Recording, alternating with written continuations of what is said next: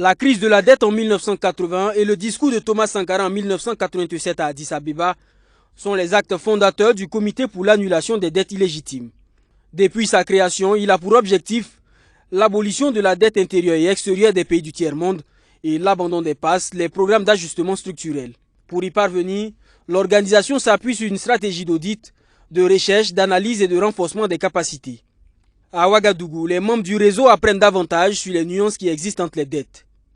Le premier concept, qui est la dette illégitime, est une dette qui a été contractée par les gouvernants au nom des populations, mais qui n'a pas servi à son développement, donc au développement des populations, et qui a fait l'objet de détournements et de corruption. Et donc il doit être purement et simplement annulé à la suite d'un audit citoyen de la dette. Donc quand vous avez la dette également illégale, c'est une dette qui a été contractée en violation flagrante de la loi du pays, mais aussi et de la Constitution, qui est le texte fondamental du pays concerné.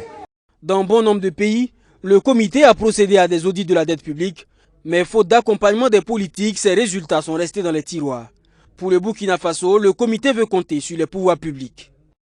Il faut obligatoirement l'accompagnement des politiques.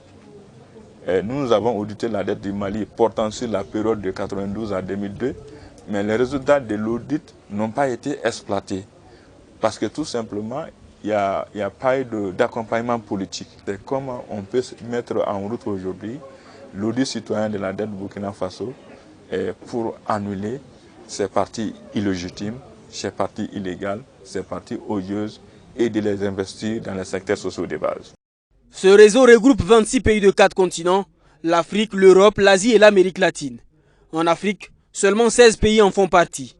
Les flux illicites qui quittent le continent africain chaque année sont estimés à environ 50 milliards de dollars. Le comité pour l'annulation des dettes illégitimes espère parvenir à les réduire considérablement grâce à la mobilisation de tous les acteurs.